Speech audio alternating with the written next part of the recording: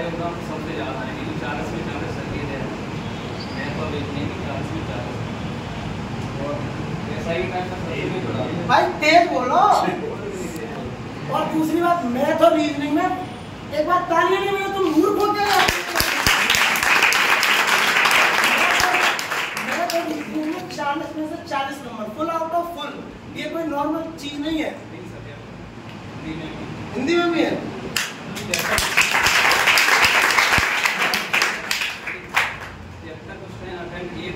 गलत हो गया उसमें बात कर सही नहीं लिए थे। और सबसे पहले सर के यहाँ जुड़े थे एसआई के लिए जुड़े थे आकर के, उस टाइम दिमाग ये चल रहा था कि पुलिस का एग्जाम निकल नहीं रहा है तो एसआई कहाँ से निकल जाएगा।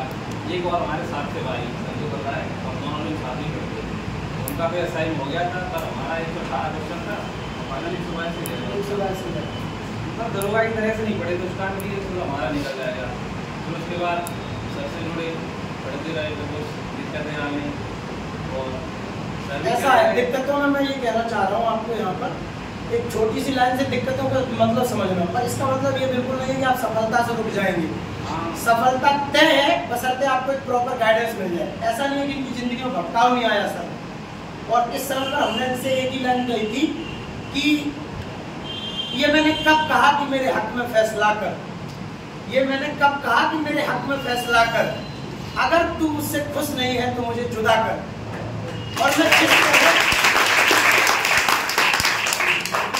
जिस तरह गुजारता हूं तेरे साथ जिंदगी, तुझे तो चाहिए कि मेरा शुक्रिया अदा कर।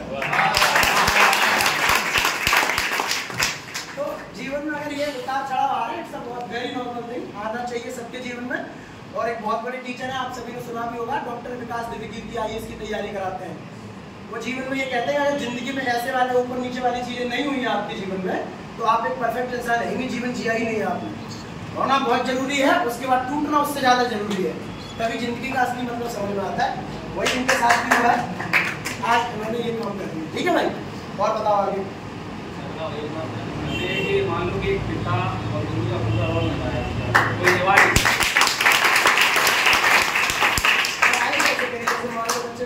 बहुत बात कि भाई मैथ जैसे तुमने पढ़ा तो कैसे पढ़ा, मतलब घर पे अपनी पढ़ाई के बारे में बताओ। सबसे पहले सर का तो मैंने नोट्स बनाया और पूरा नोट्स दिन में एक बार डेली लगाते थे। 18 सब्जेक्ट हो उसमें थे, 15 सब्जेक्ट 30 क्वेश्चन है जो कुछ भी थे, सर का नोट्स था उससे पूरी तैयारी उससे ही की है। उसके बाद फिर सर ने बताया मॉक लगाओ, फिर मॉक लगाए। सबसे पहले 50 से 52 आए। सबसे पहला मॉक इन्होंने दिया था टेस्ट, उसमें बहुत कम नंबर आए थे, टेंशन में आ गया नंबर कम आ रहे, लेकिन लगातार आपको करना रहता है। धीरे धीरे ऐसे बढ़ता गया। जब लास्ट मॉक था मेरा 79 निकला और भी RW वाला कहते सबसे कठिन है ना, तो जब लास्ट मॉक देखे गए 79 तभी कॉन्फिडेंस आया। फिर हम लोग से लेने आए कि पूरा हो जाएगा, फिर 55 मिनट में पूरा सॉल्व हो गया। ये आपके साथ है, अभी प्रॉपर इनसे गाइडेंस लेते रहो भाई, ठीक है, और मेहनत करो। ये वादा है इस बार NCI का परचम लहराएगा। वो जो पोस्टर आपने देखा होगा ना, उस पर एक लाइन लिखी है, NCI का वादा इस बार रन होगा हमारा। समझ रहे हो ना? तो ये पूरी रण जो है जीतने वाले हैं। बशर्ते आप जितने अपने योद्धा है कोई कमजोर मत पड़ना। जितना मैं आपसे कहूँ, जितना हमारी टीम आपसे कहे, पुनीत सर कहे, शेखर सर कहे, अनिल सर कहे, उतनी मेहनत करते रहना बस घर पे पढ़ना पड़ेगा भाई। ये तो विकास ये लोग साथ रहते हैं, विकास और रंजीत, कि भाई मेहनत तो करनी पड़ेगी, ये बात आप समझ लें। रात दिन एक कर दिया उसने, ऐसे ही सिलेक्शन नहीं होता है, ठीक है, रात दिन एक करना पड़ता है और करना ही पड़ता है। तो ये अभी लास्ट के जो 2-3-4 महीने हैं, इनमें मान लो कि आप इंसान है ही नहीं, आप मुर्दा है।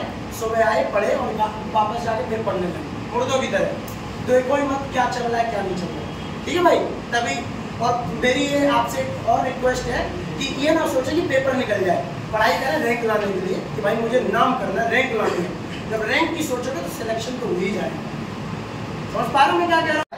वो कोई एबनॉर्मल चीज नहीं है, कोई ऐसी चीज नहीं है जो बहुत मतलब आपत्तिजनक कोई चीज हो, नॉर्मली है ये सब। हर टॉपर को डर लगता है कि उसका होगा कि नहीं होगा। और मैं आपको बता दूं कि डर लगना बहुत जरूरी भी है। अगर आपको डर नहीं लग रहा है इसका मतलब ओवर कॉन्फिडेंस में है। नहीं समझे मैं क्या कह रहा हूँ? डर लगना बहुत जरूरी है, होगा कि नहीं होगा तभी होगा। और आपको ये लग रहा मेरा तो होगा ही होगा, बहुत मुश्किल है जो हो। डर लगना बहुत जरूरी है। और सबसे बड़ी बात तो ये है सर, शेखर सर, मैं ये कहना चाहूंगा कि इटावा के लिए ये मतलब जहाँ यहाँ पे सब लोग, तो मैंने देखा स्टूडेंट मतलब एक दूसरे से कि इटावा में क्या है, क्या पढ़ाई होती है।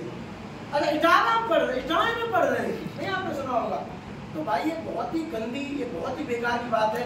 मैं यार एक बात बताओ, दिल्ली, पटना, एग्जामपुर, ऐसा कोई बड़ा बड़ा वो नहीं है जहाँ मैं पढ़ा के ना आ गया हूँ। कहीं कुछ नहीं है, कहीं कुछ नहीं है, मैं बता रहा हूँ आपको। सारा भ्रम है यार, समझ लो। सिलेक्शन उसी का होता है जो रियल में पढ़ाई करता है। हर जगह कंटेंट एक है, हर जगह टीचर मेहनती है, पढ़ाने वाले हैं, बस बच्चे को मेहनती होना चाहिए। और इसका जीता जाता एग्जाम्पल है आपके सामने रंजीत।